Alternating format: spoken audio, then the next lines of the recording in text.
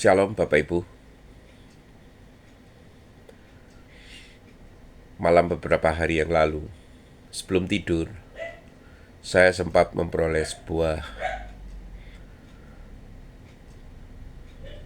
gambaran di dalam batin saya tentang sesuatu yang saya tidak terlalu yakin apakah perlu saya ungkapkan di dalam sebuah sharing firman ya. Itu adalah beberapa hari yang lalu Bapak Ibu ya. Tetapi semalam saya berpikir, saya memperoleh sedikit hal yang membuat saya itu memiliki pemikiran, rasanya ini terlalu tidak biasa ya kalau saya lewatkan Bapak Ibu. Maka saya mencoba untuk memberikan sebuah sharing firman kala ini yang tidak biasa Bapak Ibu ya.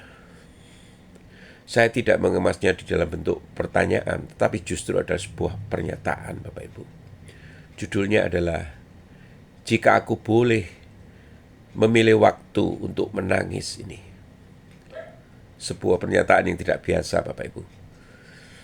Pengkhotbah 3 ayat 4 saya baca berbunyi demikian. Ada waktu untuk menangis, ada waktu untuk tertawa, ada waktu untuk meratap, dan ada waktu untuk menari. Apa artinya ini Bapak Ibu? Jika seseorang bertanya, kapan saat yang tepat untuk menangis? Kita mungkin menjawab, saat kehilangan orang yang kita kasih tentu. Saat mengalami kegagalan tentu. Saat hati terluka atau saat hidup itu terasa berat ya. Namun bagaimana jika pertanyaannya itu diubah ya?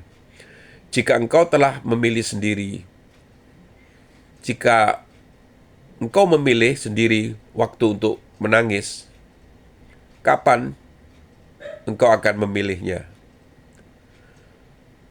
Kebanyakan manusia itu akan menjawab, aku tidak ingin menangis sama sekali. Kita ingin tertawa Bapak Ibu. Kita ingin menang ya. Kita ingin berhasil. Kita menganggap air mata itu sebagai tanda kelemahan.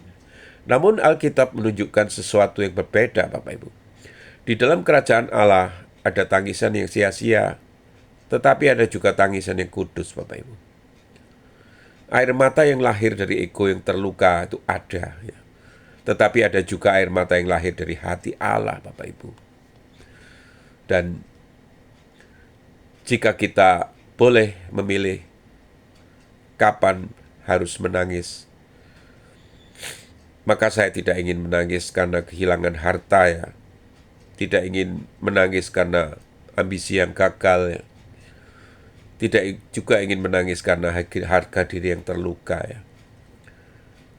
Saya ingin menangis pada saat-saat yang membuat Tuhan sendiri menangis Bapak Ibu. Menangislah ketika hatimu tidak lagi peka.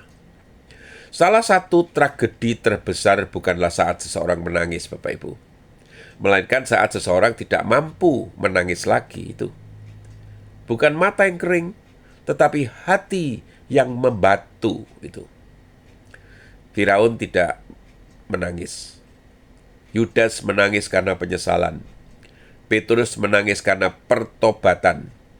Perbedaannya bukan pada air matanya Bapak Ibu. Perbedaannya ada pada hatinya.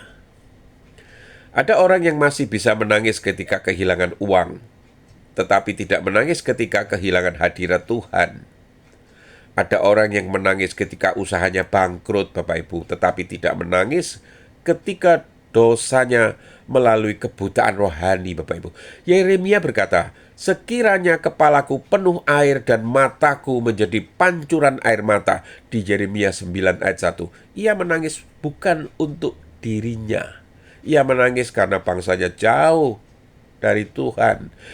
Hari ini Bapak Ibu, dunia mengajarkan jangan terlalu perasa. Tetapi Roh Kudus berkata, jangan sampai hatimu menjadi batu itu.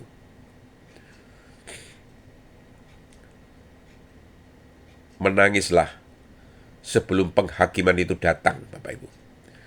Yesus pernah menangis. Menariknya, ia tidak menangis ketika dicambuk. tidak menangis ketika mahkota duri ditaruh di kepalanya, tetapi ia menangis ketika melihat Yerusalem, Bapak Ibu. Lalu Yesus menangisi kota itu. Lukas 19 ayat 41. Mengapa? Karena ia melihat sesuatu yang tidak dilihat orang lain. Orang banyak melihat kemegahan kota. Yesus melihat kehancurannya. Orang banyak melihat masa kini. Yesus melihat masa depan justru. Air mata Yesus adalah air mata seorang nabi. Air mata yang melihat badai sebelum aman muncul. Air mata yang melihat penghakiman sebelum suara sangkakala itu terdengar. Kadang Tuhan memperlihatkan kepada kita arah kehidupan seseorang, bukan untuk menghakimi, tetapi untuk menangis dan berdoa. Air mata seringkali datang lebih dulu sebelum mujizat, Bapak Ibu. Maka menangislah untuk jiwa-jiwa yang hilang. Kita hidup di zaman yang aneh sekali. Kita menangis ketika kehilangan ponsel, tetapi tidak menangis ketika manusia itu kehilangan keselamatan. Kita sedih ketika bisnis menurun, tetapi tidak sedih ketika orang berjalan menuju kebinasaan. Paulus berkata, dengan mencucurkan banyak air mata, aku menulis. 2 Korintus 2 ayat 4. Ia tidak hanya berkhotbah, Bapak Ibu. Ia menangis. Ia tidak hanya mengajar. Ia mengasihi. Karena kasih sejati selalu menghasilkan air mata, Bapak Ibu. Orang tidak peduli, tidak akan menangis ya. Orang yang mengasihi akan menangis justru. Surga bersuka cita, Pak, atas satu orang berdosa yang bertobat. Mengapa? Karena hati Allah selalu mencari yang hilang. Jika hati kita semakin serupa Kristus, maka kita akan menangisi apa yang ditangisi Kristus, Bapak Ibu. Menangislah di hadapan Tuhan sebelum menangis di hadapan dunia. Ada 2 jenis tangisan. Tangisan di hadapan manusia dan tangisan di hadapan Tuhan.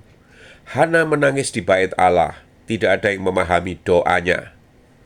Imam Eli bahkan mengira ia mabuk. Tetapi Tuhan mengerti, dan dari rahim air mata itu lahirlah Samuel. Mazmur 136 ayat 5 itu berkata, orang-orang yang menabur dengan mencucurkan air mata akan menuai dengan bersorak-sorai. Perhatikan, Tuhan tidak berkata bahwa semua air mata akan menghasilkan tuaian. Tetapi air mata yang didaburkan kepada Tuhan, air mata yang menjadi benih doa, air mata yang menjadi persembahan, Bapak Ibu. Menangislah sekarang agar tidak menangis nanti. Ini bagian yang serius loh. Alkitab berbicara tentang 2 jenis penyesalan. Ada penyesalan yang membawa pertobatan. Ada penyesalan yang datang terlambat. Esau menangis. Tetapi kesempatan itu sudah berlalu. Orang kaya di dalam Lukas 16 menyesal. Tetapi waktunya sudah habis, Bapak Ibu. Hari ini Tuhan masih memberi kesempatan itu. Hari ini masih ada anugerah. Hari ini pintu masih terbuka. Lebih baik menangis di dalam pertobatan sekarang daripada menangis di dalam penyesalan nanti. Lebih baik air mata mengalir di altar daripada mengalir ketika kesempatan itu sudah berakhir, Bapak Ibu. Sang pencipta galaksi, Sang Raja segala raja akan mendekat kepada anaknya dan menghapus air mata mereka. Setiap air mata yang tidak dipahami manusia, setiap tangisan yang tersembunyi, setiap ratapan yang tidak pernah didengar dunia, Tuhan menyimpannya, tidak satupun hilang, tidak satupun sia-sia.